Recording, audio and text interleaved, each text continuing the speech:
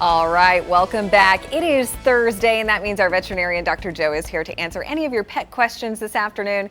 He's brought along little Jasper, a 6-week-old tabby kitten, who is very playful and sweet. He is very playful and sweet. He's got quite a voice on him. You know, a lot of times when we start out, you know, they don't say much, and then in the car they kind of talk. But he's a good little guy. He's actually got 3 siblings, and there's a mom too. If anyone's interested in older cat, very nice little kittens here. They're about 6 weeks old, so he's got a lot of growing, obviously, to do.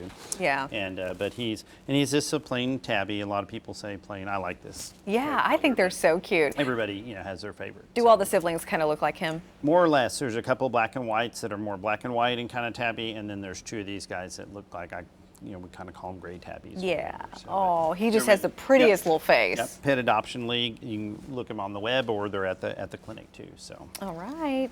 Well, hopefully Jasper keeps it down over there, because he's been meowing quite a bit, but it's kind of cute. Take a nap here pretty soon, so you got to have the sleepy eye for a second. Too much excitement. That's okay. Yeah. All right. Okay, so Sally asks, my puppy is 9 months old and is in severe distress. I'm concerned about his quality of life. What should I do? Yeah, any age, I tell people you really need to see your veterinarian and see what the suffering's about. I'm wondering if we're really talking about some osteoarthritis, because some of these guys will have some severe hip dysplasia or something, and there's some things we can do for that. And they, kind of growing in some anti-inflammatories, but that's something to kind of get a little more information on. So. Okay. Absolutely. Well, Ruben wants to know, is a scratching post really a necessity? So, it's really not a necessity if your couch and your other furniture will do just fine. So, but depending. in all seriousness, now we call this environmental enrichment, and so it's things for them to kind of do.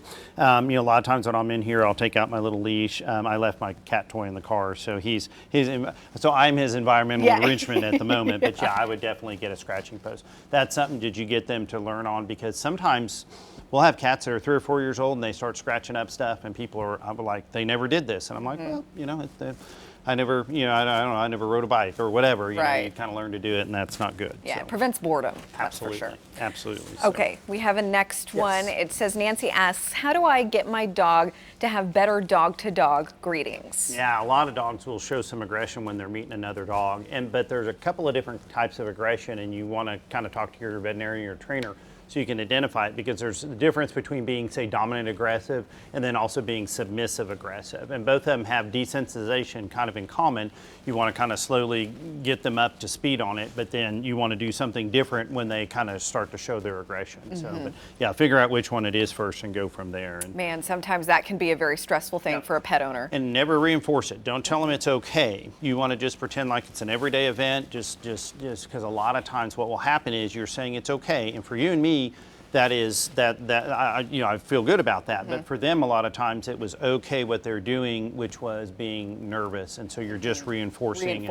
Right. So they feed off of your behavior, and it's hard. We're all kind of caring people, and you want to console them, but a lot of times you're forcing them into a situation that they don't like. Yeah. All right. Well, if you have a question for Dr. Joe about your pets, post it to our Facebook page, KJRH TV. And of course, if you are interested in adopting little Jasper here, who is just the cutest thing, you can call Heritage Vet at the number there on your screen. And if you want to learn more about Heritage Vet Hospital or see some other kittens or some dogs that need homes, you can visit our website, kjrh.com. Stick around. We'll be right back.